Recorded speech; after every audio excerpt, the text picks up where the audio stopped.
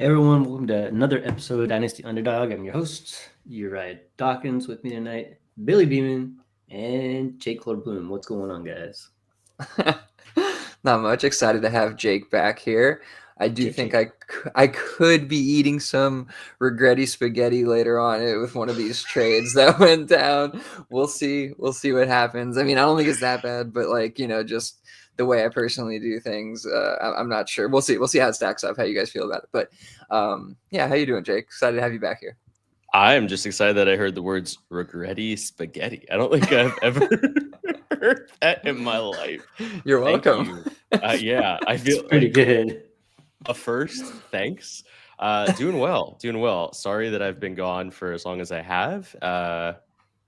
It was nice to get back into the recording space. Jumped onto the Superflex Super Show live stream over the weekend with Tommy to talk through player takes, which is something I never want to do again, but it was a really eye-opening experience. Your least favorite thing to talk about, but it was honestly it's with Tommy, so it had to be fun. Yeah, it had to be I was fun. a fish out of water, dude. Like, have you ever seen like when a fish just like flaps around, just like trying to gasp for basically water, but it's gasping for air?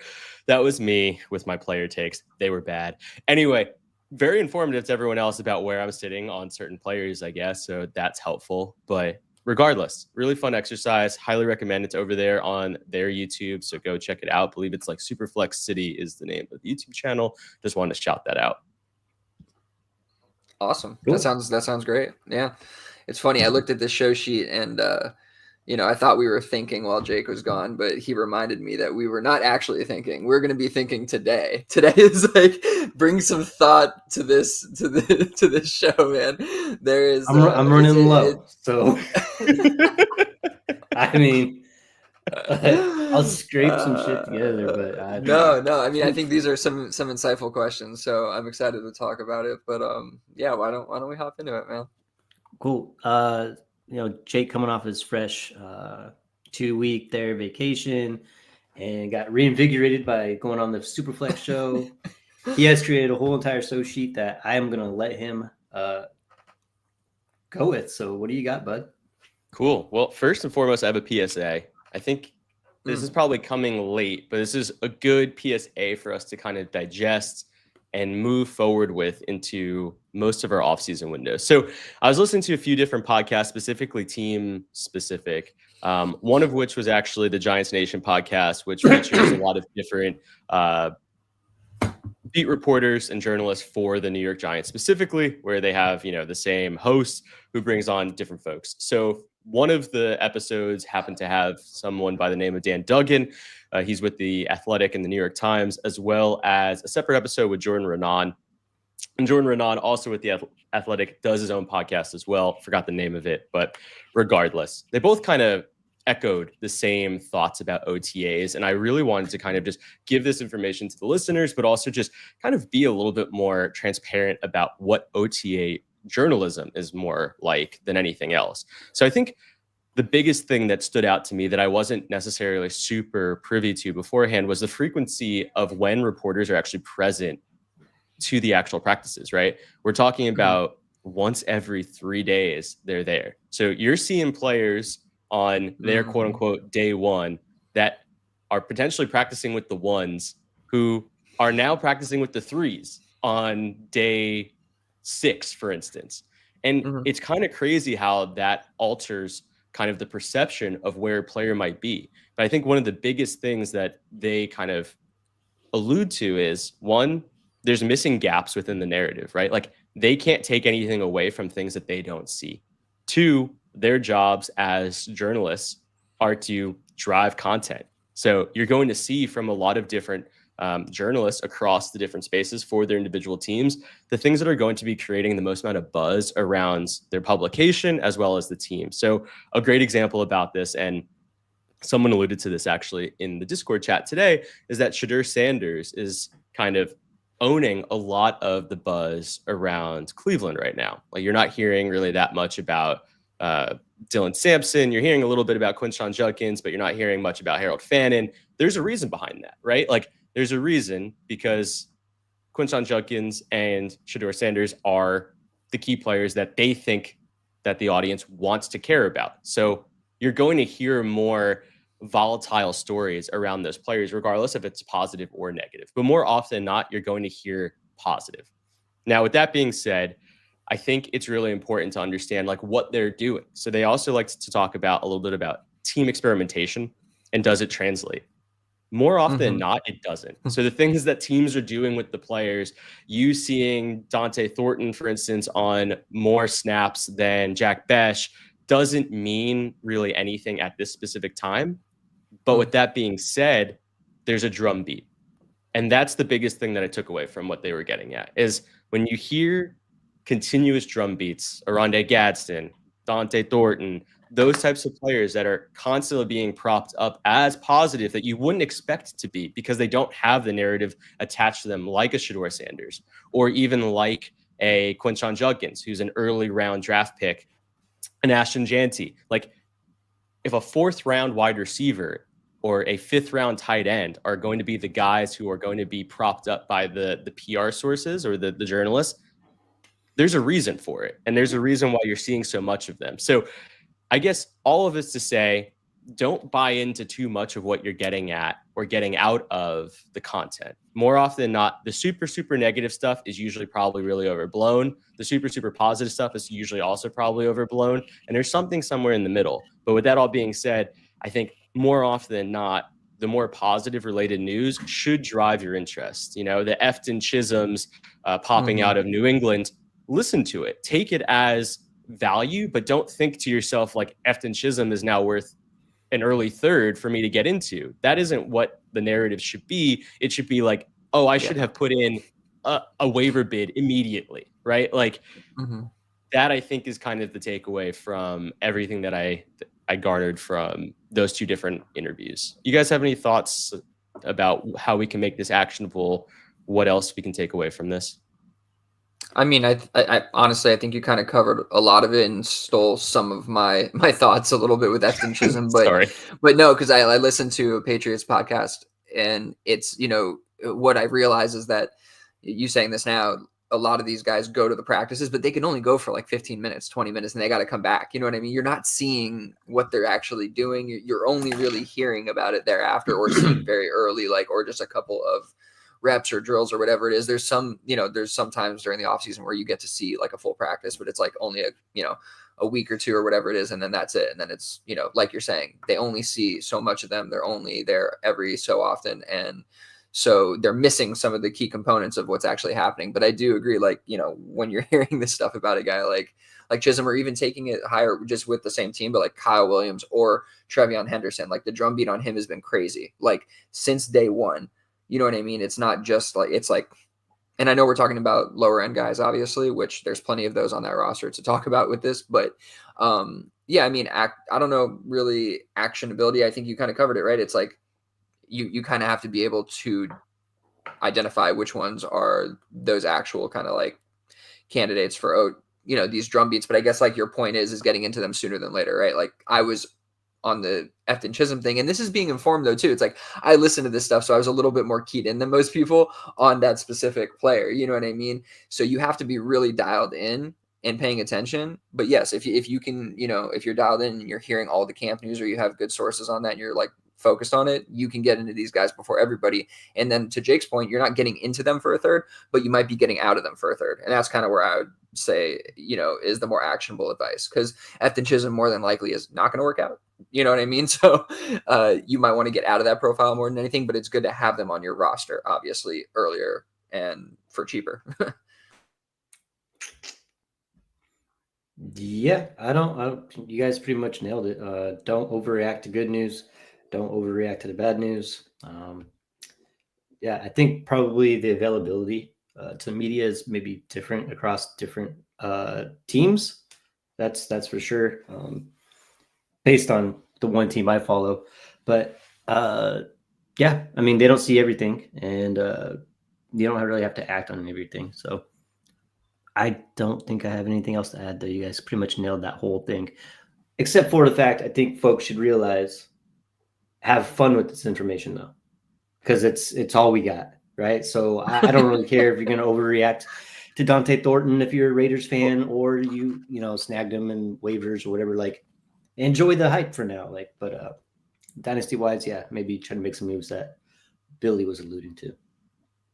Good job. Yeah, I do appreciate that. You're right. I think too much of the time, especially for me, I don't think about just the actual fun related to so much of this game because it is a game. And you're really right. Like that is the biggest takeaway is like take this information, especially as a fan of the sport, as truly like what it is. It's sometimes just surface level slop that's supposed to be there to be enjoyable, be around, right? Like it's our equivalent right now to what are the tabloids in the aisle when you're about to check out from the grocery store. Like it's the same thing for us, but like use it and have fun with it.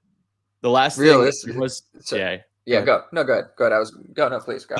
I was just going to say that there's a comment by Tony that I think is really solid. So That's back end of rosters have been flipping over the camps opening just stashes in deep leagues. And I think one of the actionable things here, especially in deeper leagues, is if your league, and I know that this happens specifically in the Dynasty Underdog listener leagues, opens up rosters during offseason, I highly recommend to leave those openings there for rookie players through this hype cycle rather than trying to get in on, let's say, someone like, I don't know, it's probably a bad example because he probably has some usability this year, but I was thinking like Samaje Perine or Ty Johnson or like Jerick McKinnon in other off seasons, like those types of guys who have value, but will probably be harder to cycle through during the off season rather than those types of players. But yeah, what were you going to say? Sorry, Billy.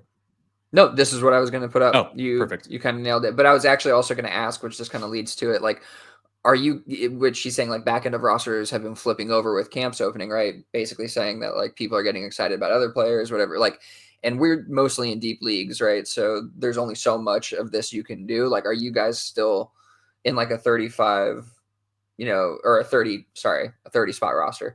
Are you still like playing the waivers like every week like that? Or do you kind of have the guys that you were going to get and now you're just, I mean, obviously you're going to be looking at it, but like, are you doing much of this flipping over that he's talking about?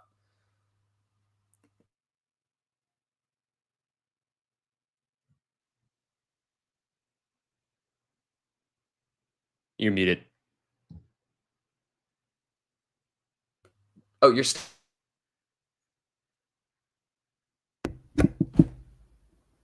Muted. Awesome. Yeah, I do that. I do it out of courtesy, and then I forget I do it, and then yeah, it's great. I was just gonna say, yeah, no. I appreciate the intent. I really by do. by this time, I usually have the guys that I think will be high potential value players already on my roster, and I probably won't be looking to move or flip over too much until actual training camp gets here. So here in about 2-3 weeks. And I'm gonna go ahead and mute myself again. Well, I guess with that sentiment, and I think that's completely fair. I'm in the same boat, but I think let's think actionable again.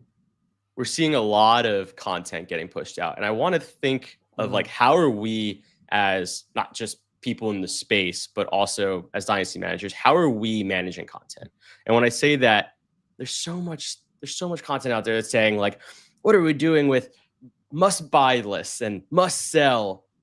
When you look at those types of tweets or posts or things all over the internet, like how do you, or videos or podcasts, it's in literally every single format known to man. Someone's talking about it. Their player takes. What do you do with mass produced player takes as a listener, as a manager of teams? How do you use that? I ignore them. You ignore them. Okay. Yeah. Like I do too, for the most part, to be honest. Like I'm not like sitting there watching like that specific content unless it's on a show that I typically would watch. Or if it's a sterile like list. What good here's my top 10 best buys. Like cool. Yeah, like right. So like, and again on Twitter, like those are the ones that we try to avoid or sometimes make fun of, and so like typically also why I'm like avoiding them is because like they're generally obvious. Like a lot of them are just like these are the guys who you would buy, you know what I mean? And so like most often that's the case. But if there's something that I talked to you about this, Jake, on the side, I've talked about this on the pod, probably I've talked about this all over the place, but like the way that I listen to content or read content is typically critical. Like I'm listening to it and I'm like, what do I disagree with here almost? You know what I mean? So taking this off of like the buys and sells or whatever, even though that's like the content du jour right now, like whatever content you're listening to, I feel like you should be listening and going like, a lot of people really think that. And if you don't, then you should be going against the grain there, right? That's the actionable advice is like, if you're seeing something that somebody is saying that a lot of people are going to agree with, that, you know, in your heart of hearts is probably untrue, or you just have, you know, a feeling the other way, or, you know, you see a group of other people that think a different way than they do, and you vibe with that, that's where you should be going with, right? Like, so yeah, that's where I would take it. What about you, Ryan? That's it. I said my piece. Okay. Yeah, you're not on mute. Good job. Jake, what's up? Jeez, going for him. Yeah, maybe I'll just cue the unmute before I ask Uriah a question. I'll just say, you know, blah blah blah question, unmute. I think for me, that's 100% spot on, Billy. Like that's exactly where I'm at too. I think the biggest thing though is that I look at follower count. I don't care about how well a tweet or a video is doing. Like I look at the actual follower count to understand who's actually looking at it. So when you think of platforms like X or even Blue Sky and you see those analytics, you know that they can get easily inflated. Same thing with YouTube by legitimate like bot views, for a lack of better words. There's artificial inflation that happens all over the internet now. And so for me, the biggest thing is understanding what type of influence that information has. And if I can see what that type of influence might look like, and I'm not going to out any specific content creators, but I do think that there's some that have a bigger stronghold on kind of the community. I think they have a way to persuade both myself as well as others. And when I can think of that, to your point, if I see that there's a large enough resonance to me to understand that there's a gap there in some valuation, I don't even need to necessarily be completely against the player or the advice. But if I think that there's a window for me to quote unquote get into a better asset because of this advice, I'm going to take advantage of it every single time. So like, I think this is a player take in its own right, but there's a perfect example. I talked about it on Saturday with Tommy. Josh Downs is in that bubble for me. I love Josh Downs, the football player. I think Josh Downs, the football player, is phenomenal. He is the perfect candidate to me for me to easily tier up into a better player in probably 2 tiers above him because of how overhyped he is currently in the content creator market. And it's one of those where I now see 2 to 3 posts per day about Josh Downs. And a lot of that has to do with the fact that Matt Harmon, shout out to Reception Perception, he has such a strong influence on a lot of the additional content creation in the space. So if Matt Harmon says something positive about a player, there's going to be a very positive chance that the rest of the community is going to tackle onto that thought and then take it somewhere else. So for me, the biggest thing that I would just say is use kind of the momentum of the speed of word to just get yourself into some other asset that could either be a tier up, or maybe you just want to completely liquidate out of Josh Downs. But I think like now would be the time to do something like that because you have that ability because of someone else's word. And this has nothing to do with me not believing in the words that other people are saying. It's just because I really want to just make sure that I can take advantage of these cycles. Yeah, it's great. The big boy in here. Do you think YouTube comments? Do you think Josh Downs is showing up in your feed so often because you keep talking about him out loud? That's a hilarious comment. He's saying he doesn't see anything on him. I see quite a bit of Josh Downs content. So maybe you're just not following the right people. Or the wrong people, maybe. I don't know. Depending on how you view this. Yeah, it sounds like you're following all the right people. So yeah, maybe your algorithm is just not jacked up because I don't send you terrible content like I do Jake just to make him mad. I'm like, look at this garbage. He's like, I'm like just ruining your algorithm. Yeah, you send me hate content. You're like, why didn't you respond to that tweet? I'm like, I'm not gonna do that. Like, it was bad enough I opened it like an idiot just to see what the comments were. And now I get like, exactly. I think one of the people that you did do that to, I found out that I actually ended up following them for some reason. And I was just like, are you joking me? Even Like, better. Look at that. X doing its thing. The influence. So one thing off of this that I was just thinking, which is a very simple piece of the puzzle, but like I think that the people who are putting out sell lists, it's probably easier to take advantage of those when they're trying to sell a player that you completely disagree with, right? Because the market is going to already be pretty low on them. That's going to be easier, I feel like, than the other way around. But that is very interesting on the Harmon thing, because like it is true, a lot of analysts use his stuff as data points. You know what I mean? So like that's kind of where they drive some of their thoughts from. A lot of the community does. So that's actually a great one to point out in that conversation. It's a good thought.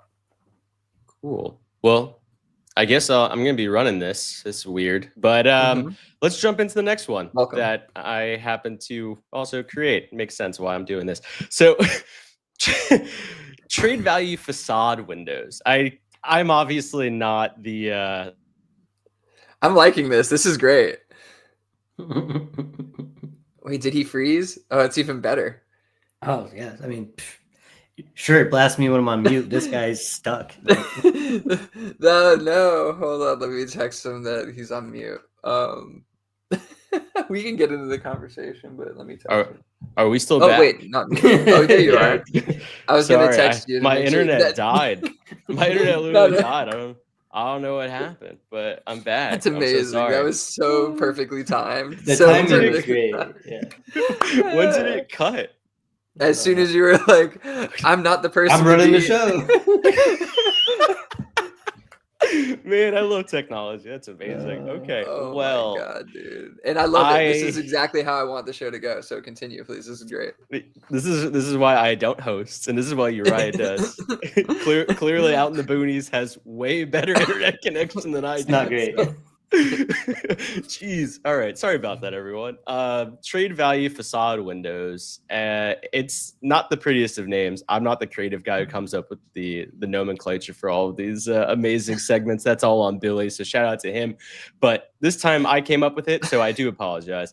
Anyway, I'm trying to think of kind of like the phased approach of the season, the off season, and how we kind of move around it, especially when we're trying to think of maneuvering through assets. And I'm thinking right now we are in a trade value facade window. What does that mean? It's a window where the majority of owners don't necessarily align with market player valuations. And what that means specifically is when you think of platforms like Dynasty Data Lab and you look at ADP and you say X player is sitting here at the 212, that means that if I were to offer a player at the 209 that I think is worse with a small bump, I should be able to get into the 212, for instance. Or you use KTC and there's a gap of, let's say, 7 rankings and you try and get the small plus on the player, but the reality is they're misaligned with a lot of these owners. I found that that's particularly the case for me. And I wanted to kind of bring this conversation a little bit further to the two of you to think about, are we currently in a trade value facade window? That's just a question. I mean, I definitely think so. I think a lot of this as like, I'm not on mute, am I? Okay, good. I think a lot of this is like transitory value, right? Like there's a lot of players who are their values in flux, right? Like you listed a couple of them out here. I think of like even a Brandon Ayuk is a good example of a guy as well, who I feel like is going to land probably somewhere completely different than where his value is today. There's even some vets, older players who I think in season will kind of gain some value as well in a similar fashion. So I don't know if it's like, I almost think of this more on a player to player basis rather than like an overall window, to be honest with you. I think you see a lot of it happening because we're in the middle of the like off season. And so there's nothing like really real to grasp onto, There's no really solid foundation right now set. So a lot of these values are definitely in flux. Like Roma Dunze, like I think is one you listed. I don't know if you mentioned, but that's a great one because it's like we don't know where his value is going to land. So it's totally in flux from where you got him from. You know what I mean? And so fucking comments are killing me, man. I'm going to have to throw them up here in a second. Dude. But yes, I think that there are a ton of players that are kind of in these what I would typically call like transitory value windows. Before we keep moving, let me just throw these up here. Joe in the YouTube comments, mispronouncing names, still muted. Is he frozen? Best FM podcast. We love you, dude. And of course, I have to come back. Is that a question? I'm not on mute, am I? I just he's just laughing out loud. Love it. Appreciate all the listeners, man. We're having fun here too. Glad you guys are too. Keep going. So, does anybody have thoughts here? Jake, you want to hop in? I mean, go for it. You're right. Before I lose what I thought I had a thought as, I just think I think it really is. I think it's this cycle of the dynasty season.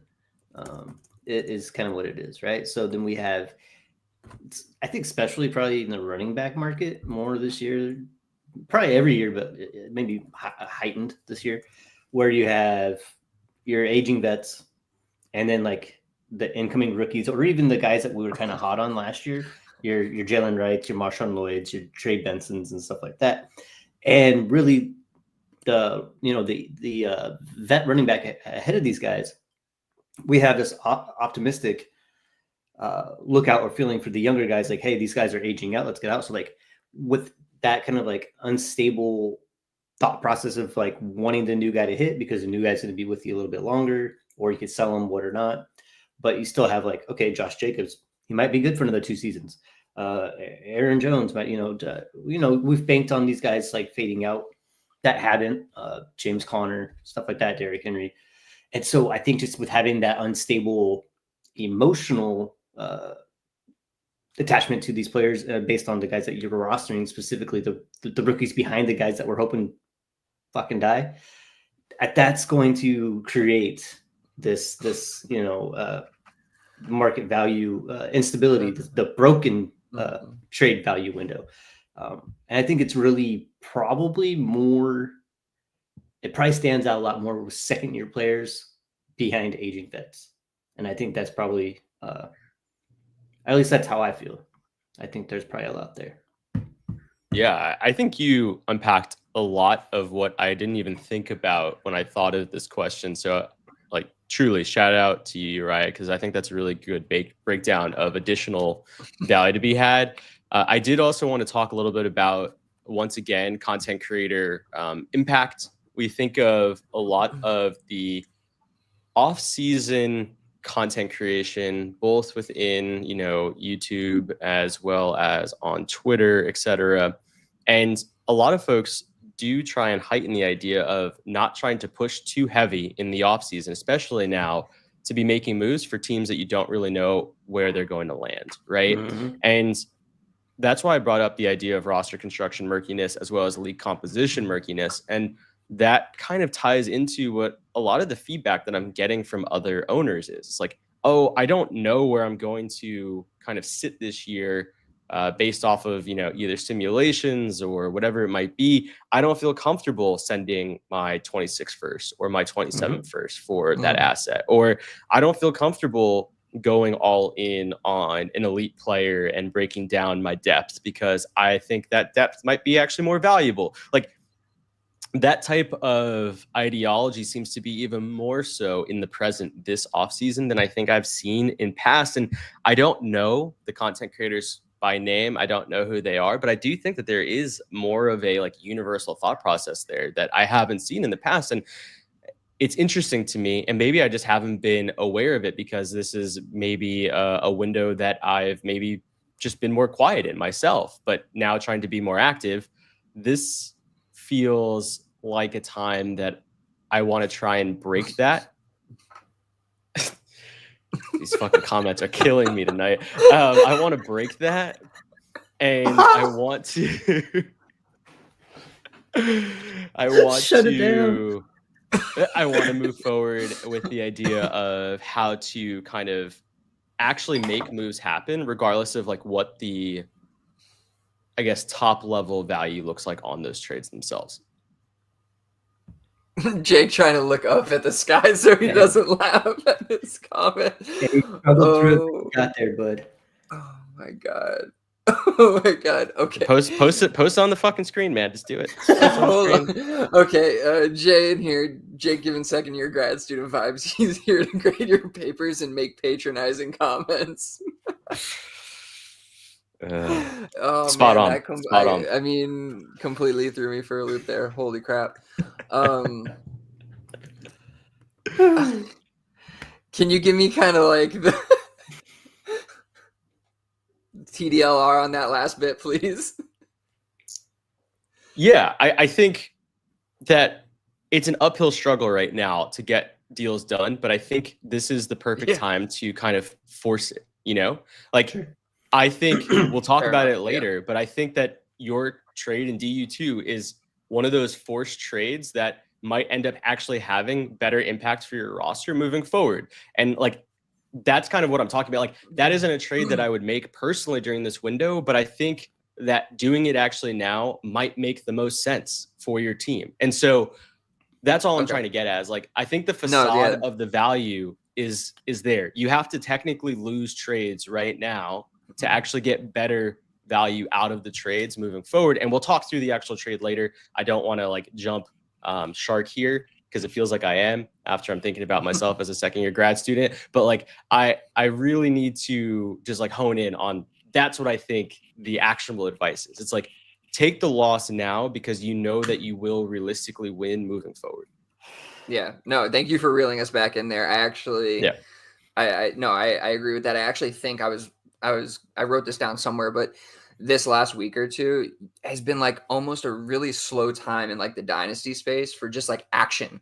There's been really just in general, it feels like a lot of just like nonsense, like content, of course, which is never going to stop. But like in all of our leagues, there's just been like, there's some, but like not as much. It's been a little bit tougher. People have been more reserved for sure. So I definitely think some of what you're saying is true, that that kind of vibe is being pushed out there, you know, from a content perspective.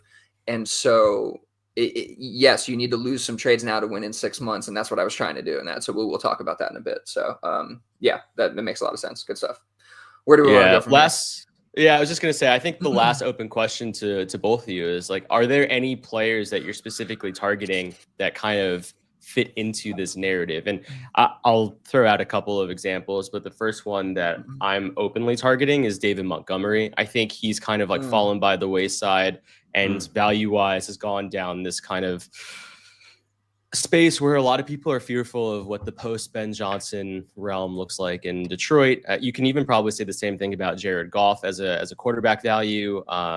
Even Amon-Ra St. Brown has taken a slight dip. Like, there are presents that you can move through. DeAndre Swift might even be a good one, except he's now moving in the opposite direction, where I think a lot of people are saying that he's a buy. And I think now is probably the perfect time to get out of DeAndre Swift, whereas a month and a half ago, I would have said now is a perfect time to get into DeAndre Swift because of what happened basically post-draft, right? Like, those are the types of like micro windows that I think we can be harnessing some patience, but also leveraging what other folks are saying to break through these, what did I even call this? Facade windows. Trade value facade windows. Yeah, I'm not good at titling shit. Sorry. Transitory value is so much faster to say. Oh my goodness. But yeah, I think Ayuk is a good one that we're actually going to talk about a trade later that kind of fits exactly what we're talking about here. But also Geno Smith comes to mind, like a guy who his value is like tanked so much for no reason. He's a starting quarterback. The team's getting better. Everybody likes a lot of the pieces around there, and he gets a deal, and they're like, this guy, just drop him down the ranks. He's like, I don't know. I think that he might just be pretty stable and probably rise back up to his previous, price or value rather. And then another one in kind of a trade that we're going to talk about later, but I think Etienne honestly kind of fits this a little bit, where it's like his value has dipped so significantly that he's basically a throw-in in trades. And it's like at that level in that backfield, excuse me, where things are so uncertain, and with his pedigree and with what they've done with that team, like he just makes sense. You know what I mean? He makes sense to go out and buy and hope that he returns even somewhere near his previous value, and you'd be able to get pretty good ROI on that. So those are kind of some of the players that I'm thinking about. I have truthfully, over the last, like, and you guys probably know this from the moves I've been making, I've been focusing a lot on my rebuild teams, which has pushed me into focusing more on like future picks and stuff like that. Like obviously there's definitely some trades that you can make player to player. But I've been focusing a lot on that value, which is why I haven't really been targeting these kind of players as much. I've just been focusing really on a couple of leagues over the last probably 3 weeks or so, but I'll probably get into doing some of this buying over the coming month or so. You're muted. Muted. God. I had to put that topic. I was typing. I had to put that topic into a AI and ask them to give us a better what it say? Title. Better topic title. And it actually broke down what it means. It's awesome. It's like it knows. But it said, I am AI, and not the best way. But it suggests trade value mirage moments. That's more catchy. That is pretty terrible. So cheesy. All right. It's cheesy as hell. All right. That is very AI though. I will say that. That is mirage moments. That's when I tell it, I'm like, can you give me something a little less cheesy, please? Like, can you? This title captures the fleeting, deceptive nature of mispriced player values in Dynasty Fantasy Football while keeping it catchy and memorable for your podcast. The Trade Value Facade Windows. It suggests opportunities to exploit short-term market overreactions and underreactions, aligning perfectly with your theme of identifying trade windows. And this is why we will still have a gig. We're not cooked yet. Yeah, this is why we still have a gig. Or we're not cooked, yeah. Yeah, not yet. Not yet, trust me. It needs to get a little bit better. Just a little bit better. A few cycles away. Right, let's move. I was just going to say the last player. The last player, just because he felt perfect for this conversation. Dak Prescott sitting there at quarterback 22. Oh, that's a good one. I just don't understand where we're going there, but it's kind of nuts to see him sitting at quarterback 22. Just for reference, Jackson Dart is QB 23. Like, if I can't add a small plus to Jackson Dart and get into Dak Prescott easily based off of that, I don't know what I'm doing, or I don't know why I'm not doing that. But Jared Goff, Bryce Young, Michael Penix are the next three quarterbacks on top. So I'm going to try that in a league. I'm going to try to tier up from Jackson Dart to Dak Prescott for sure. Yeah. So, that is Trade Value Facade Windows in not a nutshell. That was elongated and painful, and it hurt my soul and my ego. We all enjoyed it. That's great.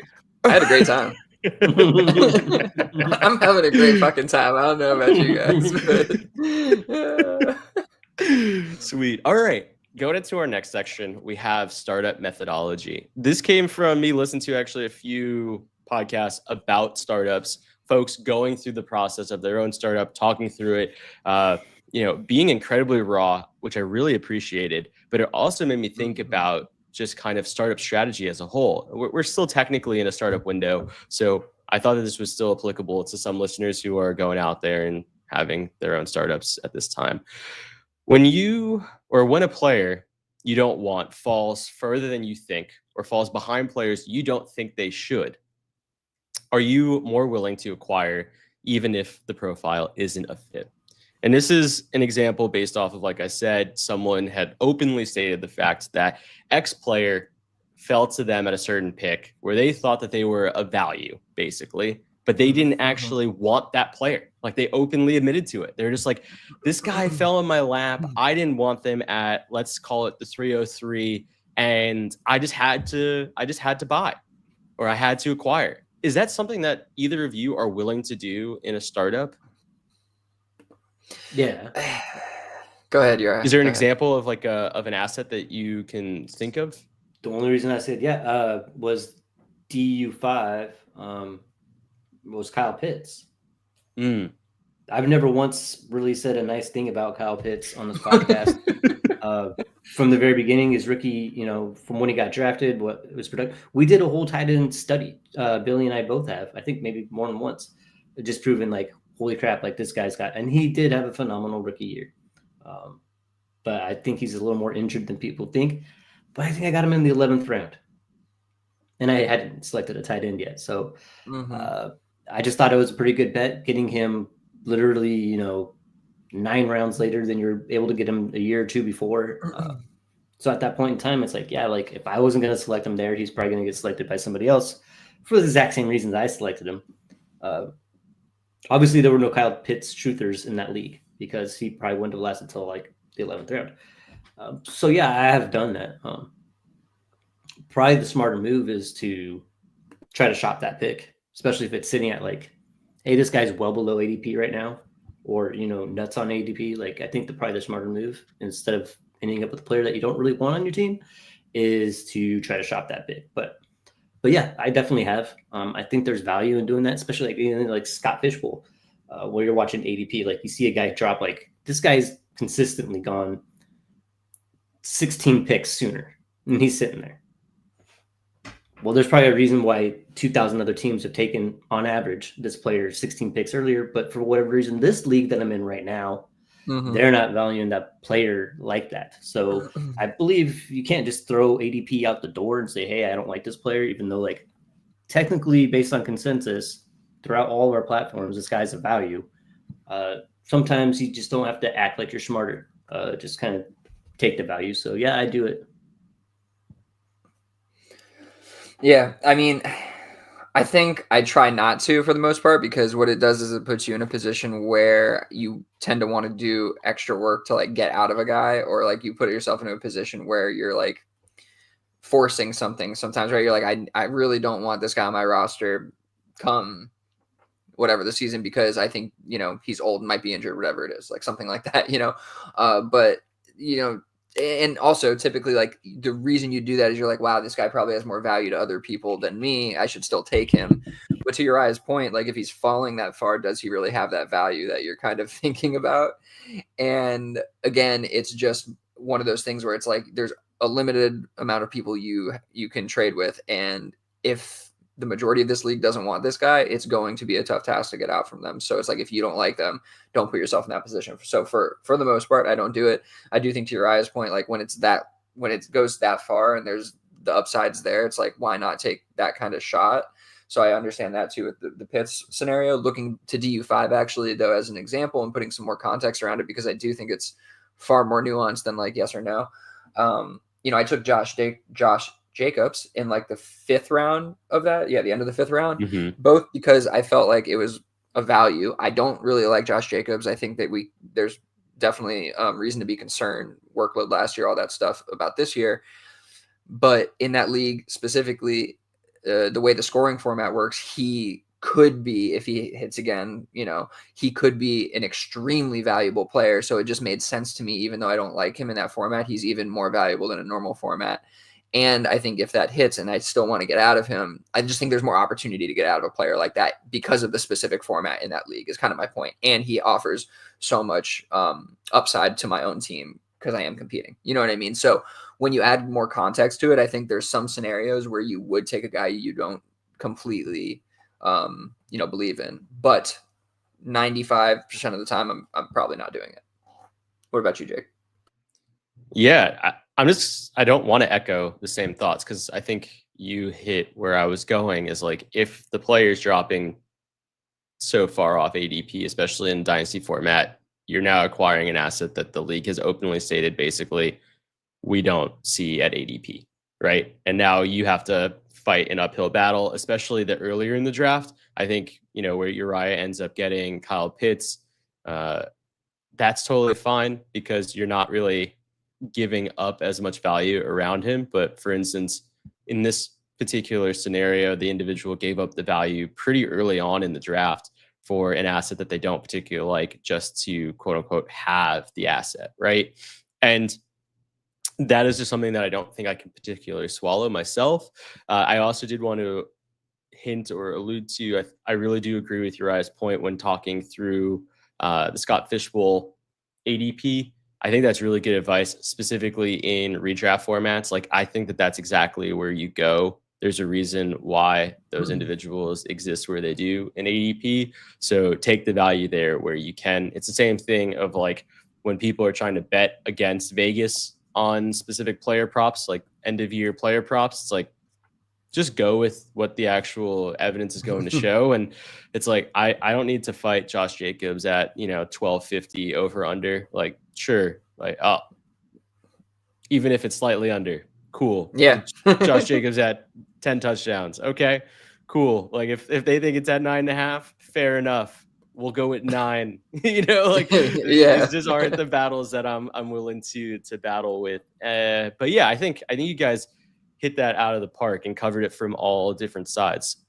With that being said, the other question that I did want to ask, but I didn't actually put it here, I apologize, is what is your process if you do end up acquiring the player, right? So this is actually now better actionable advice for the person who went through this experience. Like, how do you now battle through this next step? Do you show your cards to the rest of the league and try and trade out of this asset as soon as possible? Like, what is the best way to kind of maneuver through an asset you don't want? This was something that Billy was saying that had brought this up, was like, and maybe echoed that as well, is like, I wasn't grabbing, specifically Kyle Pitts. I wasn't grabbing him like, okay, well, somebody's going to want to trade him. Like, I realized that he's mine for now. And so that's kind of got to be the thing. I think that probably your managers in your leagues are a little more slick than that, where say someone was fading, I don't know, a couple of years back, Deshaun Watson or something, when it was before we realized he sucks as well as a bad human being. We were just worried about him being a bad human being. But, normally he would be going like, Bad. 101 to 105, like within one, the first half of the first round startup, 4 years ago, 5 years ago. Mm-hmm. But with his legal battles, he was getting picked up in like the middle of the second. And so that was one of those times where, I made that choice myself. I was like, somebody's going to want him. And so I ended up having, I was never able to move him. I was never ever able to move him. So I think if you're doing that to try to move a player, I think you're really kind of put yourself in a position where you're not happy with the work you're going to have to put in. Just in general, this is not even on the same topic, but just like trading for players and being like, well, I could trade them for more later. You might not be able to. So just kind of caution that. So that's all I got. Yeah, we're gonna talk about that in a bit for sure. Strategy, if I get a player that I don't like, I do think that we'll talk about this too. But yeah, I don't think going at it immediately is the idea. I think you're gonna have to let things settle down and maybe find a window from a news cycle, from hype report, from a game. You might have to wait till the season starts, and from a stretch of games where they look great. That's probably going to be where it's going to have to happen. So yeah, there's always the chance that you're not going to get the return you're looking for. I just think that we've talked about this before, like with you did this a long time ago with a bunch of running backs in console wars. We've talked about this many times. Like, you have to be super deliberate and diligent about making these things happen and finding those windows to do it. So you just have to stay on top of it. Like, there's going to be a time, almost always, unless this guy gets injured or something like that, then no, or he does something terrible off the field, then yes, that's all going to fall apart on you. But in the general arc, you're going to find some windows to get out of these guys. And so that's what you kind of have to ride. Yeah, no, I think you're both right. And even more so for this individual manager as a content creator, telling the entire world that this isn't the player you wanted is going to make it even more challenging, right? Yeah, it's probably not smart.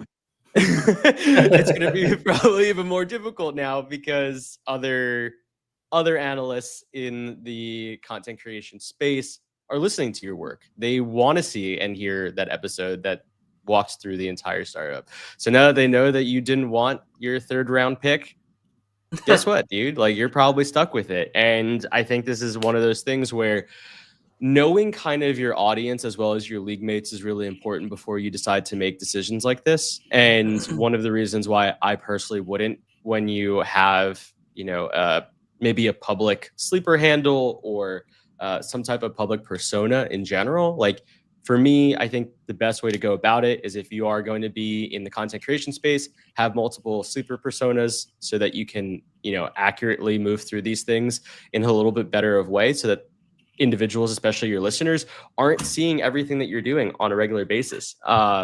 But that's just some of the actual advice I would take away from this. But I really do appreciate you both kind of diving into some of the startup methodology, because I don't think either of you have any startups coming up. So I appreciate it. With that being said, I'm going to pass over the torch to Uriah, and we'll finish off the show. All right. So we will, as usual, finish off this episode with some trades and some non-trades.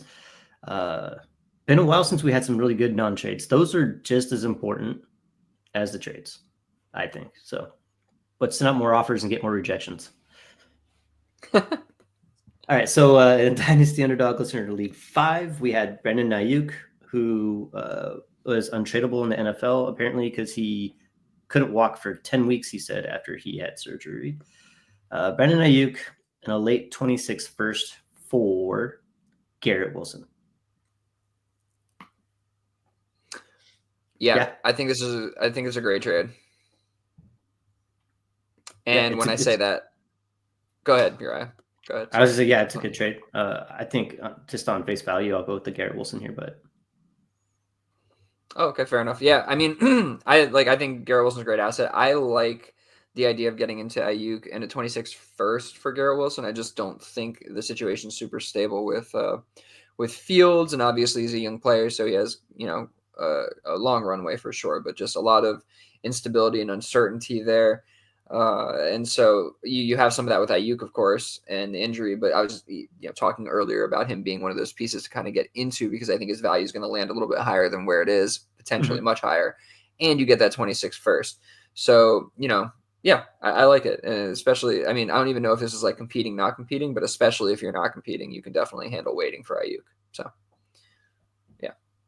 Yeah, this is in the suck off. Hashtag suck off. That is the battle of our man CF Gordo and myself to who can beat his team in DU5 this year. Pretty amazing. He is sucking way more off than I am.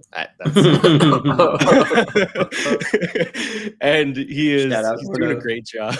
Shout out Gordo. Well done, Gordo. Super off. But I do think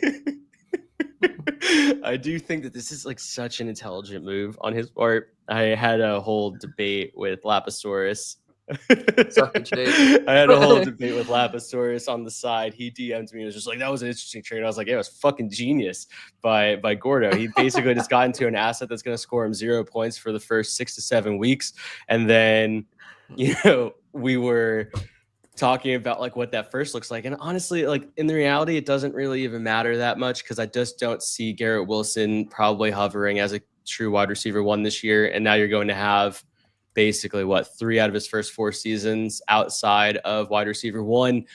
I think that there's going to be some market concerns in the next offseason. And if you really want to get into him, that would probably be the time. This is one of those trades where I can totally see Gordo getting back into Garrett Wilson at an even cheaper cost than what he got out of him for. And so I totally get it. And as someone who's also competing in the suck off, oh man, maybe that moan was inappropriate after I said that. I realized. But yeah, I think this was a pretty intelligent move. I'm pretty envious, to be completely honest.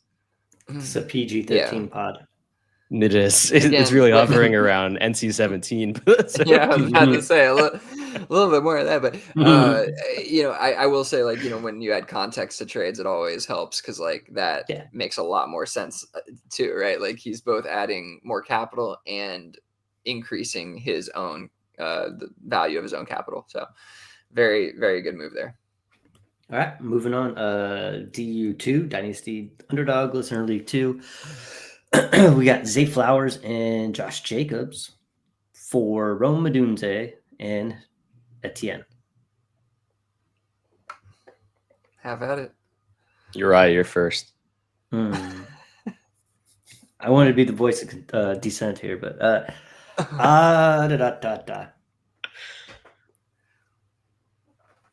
I mean, I guess I'll probably take the swing on Odunze Etienne here. I think Etienne is probably, so it's kind of one of those things that Jake and I talked about when last offseason, when it was just me and Jake for a few weeks there, like trying to talk about the guys at training camp that aren't getting talked about. We always kind of found like that, at least in theory, is probably a really good idea for buying low, because you got all the people, the beat writers, everybody that wants to focus on this player, that player, the other. Well, what about the guy that you know has done it before, but like nobody's actually talking about on social media because it's not really fun, doesn't get the clicks like it is? That is Etienne to me. So I believe there's still some left in the tank there, and I think Odunze, given all that Chicago has done to really help that offense look a whole lot better than it did last year, I'm willing to move off of old Josh Jacobs and a guy I really like in Zay Flowers. But I think I would take the stab on the Odunze Etienne side for those reasons. Yeah, no, that makes sense for sure. Just real quick before Jake, you jump in, Ricky asks, Zay Flowers headed for an Etienne sized value dip after this season. Maybe, I don't know. I don't necessarily see that incoming, but Jake, go ahead, hop in. Yeah, I alluded to this before when we were talking about the trade value facade windows, trade value mirage memories, moments, whatever the fuck. A co-pilot. That sounds like a co-pilot output, but maybe it was ChatGPT. I don't know. Maybe it's an insult. Don't hurt me. I'll modify these going forward myself. Don't worry. Yeah, this is such a hard trade for me because understanding the context of the teams is really important, and it fed right off of feedback I provided in the Discord. My feedback in the Discord around Odunze was, if I'm a contender and I know I can acquire Odunze as, let's say, my wide receiver 4 or 5 for this type of trade because I have the depth, I'm going to do it every single time because I do believe in the talent. As the rebuilder in this trade, I wouldn't think of getting into Flowers and Jacobs personally, but that's because I think both of these assets find themselves in a really weird window. Like Zay Flowers, almost to Ricky's point, he's going down into that decline of, because of the offense and because of the ceiling output of what that offense can do, people don't want Zay Flowers. Like, as someone who acquired Zay Flowers at some point last year in only a singular league, it has really bit me in the ass because he's just not a startable asset anymore for that team. What do I do with him? I just let him rot on my fucking bench? No. So like, getting into an asset like Zay, knowing that he's holding probably the longer term value in this trade for Billy, is scary to me. And that isn't necessarily an asset that I would want. And I remember when Billy sent me this trade, I was just like, I wouldn't do this trade personally. And I thought that there was maybe an opportunity for him to like send a counter or get some type of other movement going with this trade, but he ended up taking it. And by all means, I see the vision, but I'll let Billy explain the vision because I don't necessarily agree with the thought process. Yeah, no, it's fair. I mean, the thought process is pretty simple. It's what you don't agree with. I mean, obviously, I think that there's going to be a window to get out of Jacobs for probably what I was trying to get out of Odunze for at some point. Now, that's not going to happen until point scoring season, most likely, but I do think that window is going to be there. So I think that's kind of where, I'm laying most of the weight of this trade on. Now, like, I do think that we are putting the cart before the horse a little bit on Odunze. Like, I think that, like, Zay Flowers was a similarly viewed asset, right, at one time, and then just things didn't really go his way necessarily. It's completely different players, completely different situations, for sure. But I do think that there is a chance that he doesn't work out. I mean, that's why his value is what it is, right, Odunze? So with that, I feel like he was a hard asset to move. Obviously, with my team, I could have just waited. But in general, I need to build capital on this team. And this was a way that I viewed kind of being able to do that. It's a hard league to make moves in general, as you all know.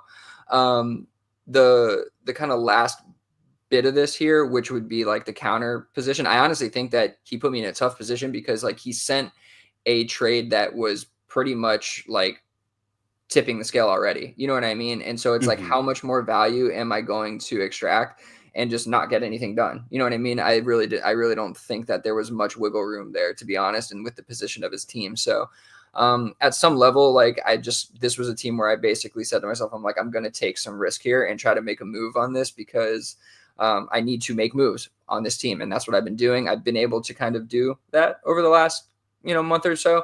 And so I think I just got to be diligent with it and get it done. It's a lot of what we've been talking about with the transitory value, to be honest. I do think Flowers is hard to get out of. I see some potential. I have some trade negotiations going.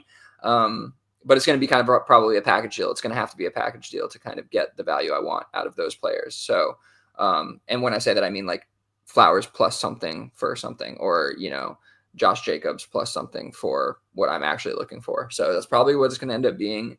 Just has to be in the right windows. But definitely scared. Like I said, regretty spaghetti at the beginning of the show. Definitely think this could not work out for me. Now heard it twice in one night. I'm all for it. All right. Next one. 12-team Superflex, half point PPR, 0.5 tight end premium, plus some first down incentives, kind of normal stuff. We have, Tua, Brees Hall, Rashee Rice, 26 first. For Godwin, T-Law, Dart, Travis Hunter, and a 26 second.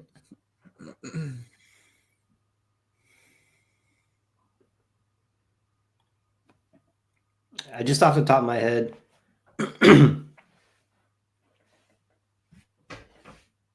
damn. Yeah, I think off the top of my head, I'll take the 2 quarterback side. It's super flex. I don't want to overthink that. Yeah, that's probably where I'm going with it too. So that's a tough trade. There's a lot of good assets in there, but I'll probably lean on that side. Yeah, I also agree. I think that there's a way you can position this so that it leans value on either side, in my opinion. I've seen the math be worked out in the Discord as well, and I don't necessarily disagree with it. I just think that, it's funny enough, the 2 quarterback side is actually the more liquid with Travis Hunter.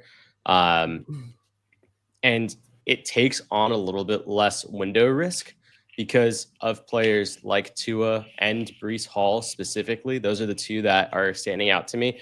I've not quote unquote, but like, you can quote me this offseason. I've been saying that Brees Hall has been a buy, but I do think that the way in which his value and the way in which Tua's value right here is being held in this trade, it's near its ceiling.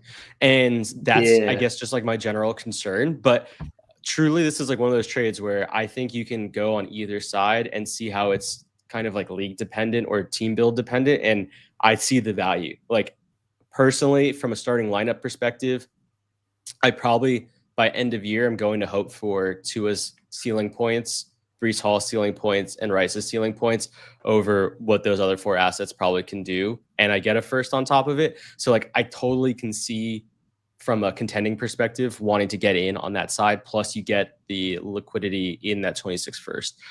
There's a really good chance too, if you're taking the pick from that same team, they're losing 3 point scorers and really only gaining 2. Chris Godwin's probably going to miss time to start off the season. And so like, I can see the actual value here, as in I'm hurting that team and I'm getting their first on top of it.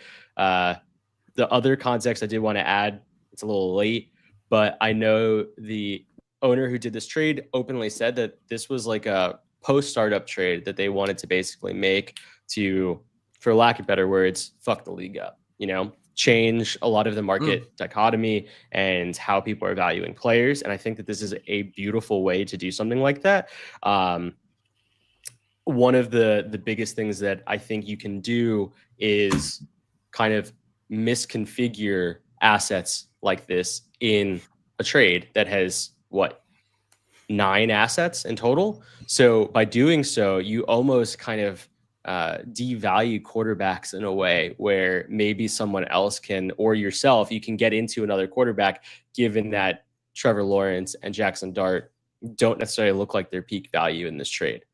Those types of things make a lot of sense to me when I'm trying to package deals together and what I'm trying to do, especially when you think about it in the context of straight out of a startup. Fair enough. All right, last one here is a 12-team Superflex best ball. It's 2 more. 2 more. Oh yeah, there's another one down. Oh yeah, there is. My bad. It's on page 2. My bad. Yeah, so we have Justin Fields, plus the 101 plus the 112 plus the 26 second for Goff and JMO and the 103. So essentially it turned into be Justin Fields, Jinty, Warren, and a second for Goff, JMO, and Cam Ward. I think I'm taking the 2 quarterback side again here. Goff, JMO, and Ward. Yeah. Genty's a great piece. But I just think and Warren is great, solid player. But Fields, just I'm really not there with that. I think Goff outweighs Fields and Warren significantly than JMO and Ward for Genty in the second. Maybe Genty gets a little bit, but I just think the other portion of that kind of weighs it down too much. But yeah, thoughts on that, Jake? Best ball though. Yeah, I think because it's best ball. I forget that it's best ball. Yeah, it just hit me as I was saying it all. I'm probably going to get into the field side, to be honest. It's hard because I do think that JMO is one of those weird assets where in best ball, same thing with Fields. I think that they have their peak value there. And depending on what the rest of that quarterback room looks like, I think that this is actually the type of trade that you want to make to quote unquote look like you're losing on surface, but really gaining additional value to your lineup. This is completely unrelated, but it is related. They ended up using the 26 second that they acquired here, add it to the 110 to trade up for Travis Hunter. So they ended up using that 26 second to basically get into Travis Hunter as well. So post draft, they now have Fields, Janty, Hunter, and Warren from this trade, but obviously using their past capital. So it's not a perfect example of what the total package looks like. So I don't want to necessarily add that, but I do think it's additional context that can be said to what the team is trying to do. And I think it makes a lot of sense for me. I totally see both sides. And this is one of those deals where I think you can have, your opponent think that they're kind of getting the dub on you. But I think this is a really, really great way to get into Janty specifically and use Fields as probably, buy to try weekly upside to his benefit in best ball. Yeah, the best ball factor for sure allows you to take on more of that risk that you're worried about. So definitely agree with Jake there. Ricky asks, cascade down tier Genty to help with the best ball side or hold Genty in y'all's opinion? I don't. That's a tough one. I mean, it obviously depends on what the tier down is. So yeah, I feel like tearing down from Genty is going to be hard to keep the capital, or keep the same upside that you're getting from Genty. But I'm sure there's an opportunity. I would like to do that if it means I'm still getting a top end running back that I'm not going to be concerned about for a while, or a top end player. If you don't need a running back, I assume you do though. Plus something significant on top that I know is going to or a couple things significant on top that I know are going to enter the lineup in some form or fashion. But I don't play that much best ball, so I can't. I don't know. Jake, what are your thoughts on that? Yeah, I think there's benefit if you're getting into vets that have some long-standing value. I think of someone even like a Jonathan Taylor, who probably has at least another 3 years left on their tank. That would be someone with a major plus that I would feel pretty comfortable in if I'm acquiring multiple starters and spanning out my starting roster availability, because that's the downside to best ball, as we're all aware, is that if Janty has an off week, you're basically down a running back, right? If you don't have that proper depth. So obviously depth is what wins, but to what cost? Getting into Saquon Barkley with a major plus doesn't have the same allure to me. So I would I literally need to have someone who I think can at least hold value for at least a 2 to 3 window, 2 to 3 year window. Yeah. I mean, I'd keep Genty. Yeah, I think you're probably okay. in a best ball format with that. I don't know. Like that seems like enough to get by and keep Genty until somebody comes at you with like an offer you can't refuse kind of thing. Like that's what I would be, that's the kind of thing I'm looking for. I'm not trying to tear down from Genty to tear down from Genty, even in best ball. You know what I mean? Like I want it to be like Jake's saying, like you should be looking for young, productive vets, not like old ass men who are not going to be on your roster in, a year. So yeah, like I just, I love Barkley, but I just wouldn't do it that way, And I don't think Genty's better ways. Reached his prime max value yet either. So that I think too. now it's just not the time. Yeah, that's fair. Fair point. Yeah, wait for that 30-point game and everybody to come hollering at you. Yes. Okay. We have one more. All right. Console Wars trade. Last one. Hit it. Last one. Console Wars. Jacobs been getting moved recently. So Josh Jacobs and Christian McCaffrey for Garrett Wilson. It's an ugly ass trade. I'll just take Garrett Wilson. Honestly, I think he's going to maintain value. And I'm just like, it's just a lot of, I don't know. That's probably the wrong idea here because those both can be, CMC can be a league winner for sure. And Josh Jacobs can be very valuable too. But clearly, based on all these other conversations we're having, he sucks and nobody wants him because I just traded for him. But that's not what I said. It was you. No, not you, but just everybody else who I'm trying to trade him to. But yeah, like it's a very difficult trade to judge here for me, to be honest with you. But like my gut feeling tells me to just keep the player who's going to maintain at least his value, which is pretty solid over time, where the other two I feel like are going to dip so quickly. So it's a lot of work that you're getting into on that side and a lot of risk, but it could definitely work out for you. I don't know. What do you guys feel? I'm just going to assume the person who traded for Jacobs and CMC is contented last year and was there without really a whole lot of help from Garrett Wilson. I mean, I'm not saying Garrett Wilson was terrible, but it's not like it wasn't helping you. Yeah. His name's bigger than his output. So that is something I do. It's like, hey, if I kind of made it to the show last year and I made it with Garrett Wilson last year and not these two running backs, yeah, I'll ship Garrett Wilson off now that he's got a little more hype for whatever reason this offseason than he has in the past, and go ahead and gamble on the two guys that may not play more than 8 games. But it's a risk I'd be willing to make if I made it to the show last year. Mm-hmm. Yeah, I'm using a laptop that I don't typically use for fantasy purposes. It sounds really ridiculous, but I don't have. You let off your spiel. Is that the one that you do the grading in your second year grad school? Exactly. No, I literally only use this for podcasting purposes, and I don't have I'm not logged into my fantasy league, so I can't really check what the individual's team looks like. But if I remember correctly, they had a semifinalist team. So to your point, Uriah, yes, this is very much like a contending team that's looking to stock up on additional running back depth.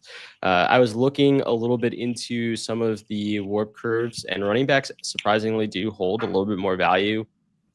I think given the duplicative nature of them in the league, which is a little weird, but also could just be potentially an issue with some of the warp charts that I was looking at, not being able to handle 3 copies of each player.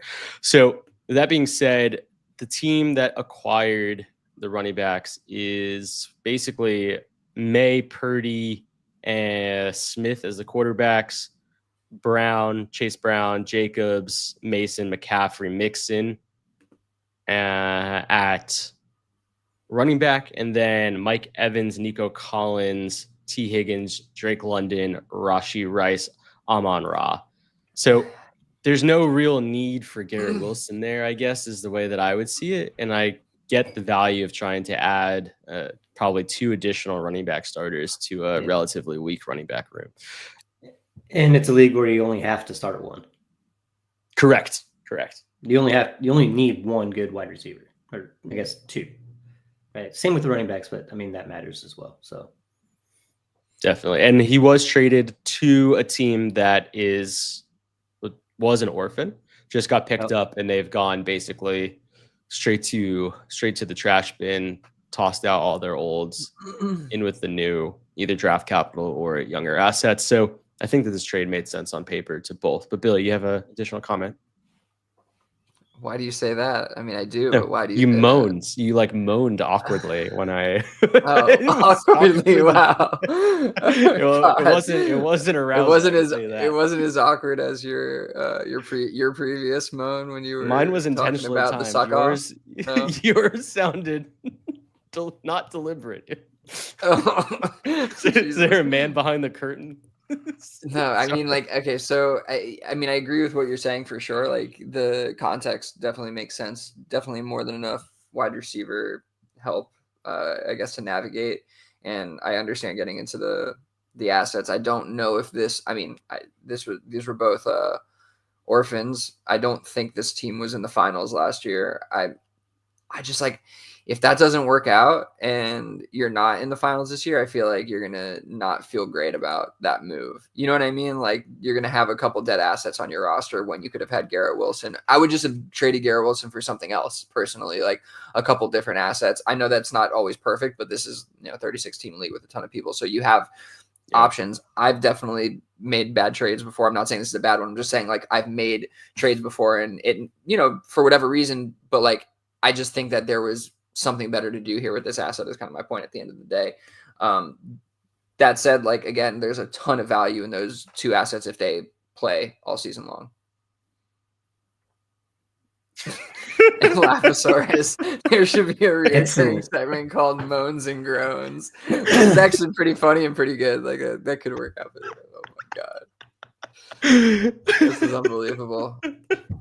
How did this episode get here? Like, what happened in the first 20 minutes? A lot of stumbling and bumbling, but okay. So let me ask you: if CMC CMC plays 6 games, right, and he gets injured again, if he plays 6 games and he gets injured again, right? How do you feel about that trade? Oh, horrible. That's how dicey that is. So to me, I just want to hold on to Garrett Wilson. That's how I feel about it, and that's why I'd rather get into other assets. Granted, if he plays the full season, you probably blow your competition out of the water and maybe make a run for a title. So I do see the vision. It's just like, that's why I worry about it. Yeah, fair enough. Yeah, I really like Ricky's question here, though. Like, I think his follow-up makes a lot of sense to me as well. How flexible do y'all think Jacobs and CMC are compared to Garrett Wilson? Feel like the running backs may be a bit more flexible somehow. And I actually do agree with that to an extent. I think that CMC as a value right now is almost dead. Like, there aren't a lot of people into him, especially in the 30-16 league. We didn't see a lot of movement. If I remember correctly, it was either him or Saquon Barkley got undersold tremendously for like basically a second. It was like something Barkley. Really. It was Saquon, and it was super undersold, right? There are many windows within this league that I think teams are willing to get out of or into assets for a way steeper cost during the season than they are during the off season. And so getting in cheap on these guys, I think actually can give Joe, sorry, I didn't mean to out him, but it can give the owner here a little bit more flexibility into assets that we know are going to be playing to some extent, right? I just don't really have that high or that like strong of a ceiling expectation for Garrett Wilson this year, knowing that the passing attempts will still be relatively low in New York. And so I just don't feel that confident about Garrett Wilson as like a long-term asset for that type of build. I think that this actually does give him a little bit more flexibility. Yeah, I'm not really concerned about this year for Garrett Wilson, to be honest, with even just given with this, like the context of this trade, to be honest. Joe himself here, not very flexible in terms of the question, how flexible do y'all think Jacobs and CMC are? Did it to push hard this year is what he's saying. And I actually more agree with that personally. I mean, CMC is a bit more flexible because of how depressed his value is, but Jacob, I think, is not a very flexible asset, to be honest with you, just given the nature of his trade value. And like, I've already experienced it, believe me. But just in general, I think people have more like caution just towards him as an asset and what his market value, his like KTC value, get away from me. His KTC value is higher than I think anybody is willing to pay, is kind of my point. Like, nobody's paying that price for whatever reason. And it's going to take him actually producing to pay that price. CMC, obviously, there's a lot he can grow much quicker, in my opinion. I don't know. Like, I'm not like, I just don't love those assets on the other side. I'm not saying Garrett Wilson is like the most flexible asset or anything like that, but I liked that wide receiver room quite a bit. I feel like there was some other stuff to do there, but definitely could have used, I would have just tried to use that in a different way, but I'd see the vision. He may prove me wrong here. Joe, when you say his name, he appears as he says in the chat. Appreciate all the people in the chat. Really do. It was a great show tonight. Wow. Last thing, just because I'm on Dynasty Daddy trade database for Josh Jacob trade. One that just happened today. You can trade Josh Jacobs and Zay Flowers for Travis Etienne and Roma Dunze. So like you can really get into. Go to hell. You go straight to hell. Right, I'm removing him from the StreamYard. You're gone. Goodbye. Is there anything else you guys want to talk about? Nothing with Jake. I don't want to talk about anything else with Jake. Nothing else. All right. You go continue in your journey in the suck off. All right. How about that? All right. Keep sucking off. Goodbye. Well, thanks everyone for joining us on the YouTube and hitting us with the comments. It was actually a very fun night for that. If you were watching this for some reason and aren't in our Discord, there's a link under the video on the YouTube, and you can join our Discord. Joe's there, so that's awesome. Just appreciate any and all of you that listen to us every week. It's kind of nuts that you do, but I really enjoyed that you do.